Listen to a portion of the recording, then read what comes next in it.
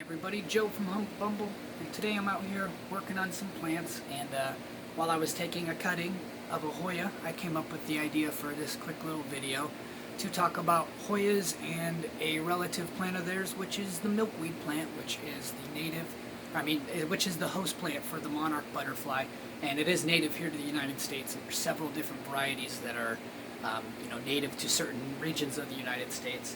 But basically, let's go look real quick and I'll show you why I'm making this video here. These are both two of my favorite plants. One, because I love raising butterflies, and my father has been taught me all about the milkweed plants and the raising of the monarchs, so it's kind of a family tradition that I always try to carry on and teach everybody I can, and just as he did. So anyway, I was out here, I got a new Hoya today, Hoya Sunrise, and I found a little aerial root that I wanted to take a cut of. Very beautiful looking thing. I'm out here under the shade house. But you can see right there, I'm going to get it. You can see at that tip I cut there, there is a little drop of sap almost right above my nose there.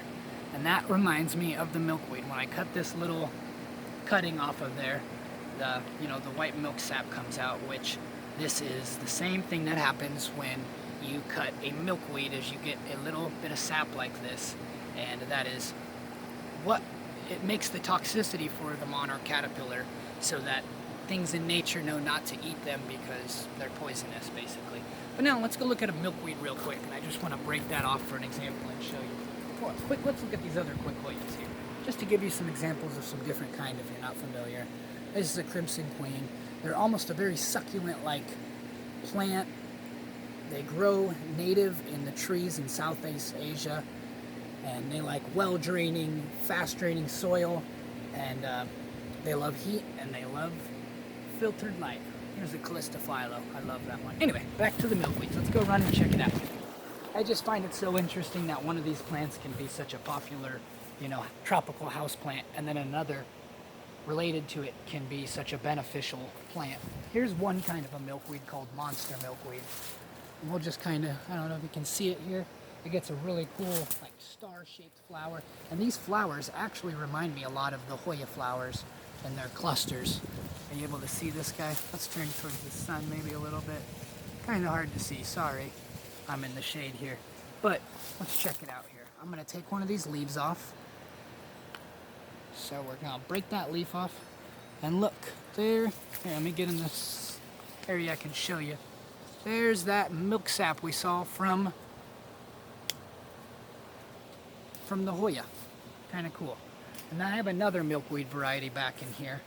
If the caterpillars haven't eaten it all back. Oh, it's hidden back there. We're going to get you guys back here. Let's get back here behind this grass.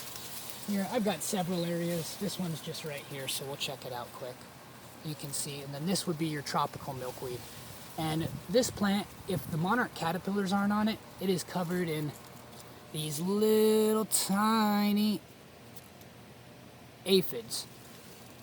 So if your caterpillars aren't eating on it, the aphids will be, which I've got a lot of the plants up front, so that's where the butterflies are laying. That one, these are a little more hidden than the rest. But again, I'm going to break a little branch off, and you can see again there is a milky sap here. Now, I have no clue. I'm wondering if anybody's ever tried to see if a monarch, if given, you run out of your milkweed leaves, maybe if you give them a Hoya, they'll survive. I'm not sure.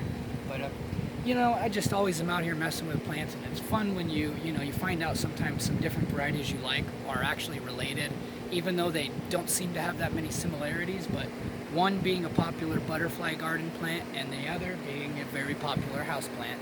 But, if anyone's got any questions or comments on this, I'm going to maybe try feeding a monarch sometime a little Hoya leaf and see if they eat it, see what happens. Maybe nothing. Maybe they're going to just go for the other food. But if anyone's got any experience with this, go ahead and reach out, let me know. And if you guys are liking our channel, we try to provide wildlife content, butterfly gardening stuff, food, medicine gardening, and of course, good old tropical houseplants, because we're here in the Sunshine State down in Southwest Florida where it's hot and humid all the time. Well, hey guys, come check back in anytime. Take care.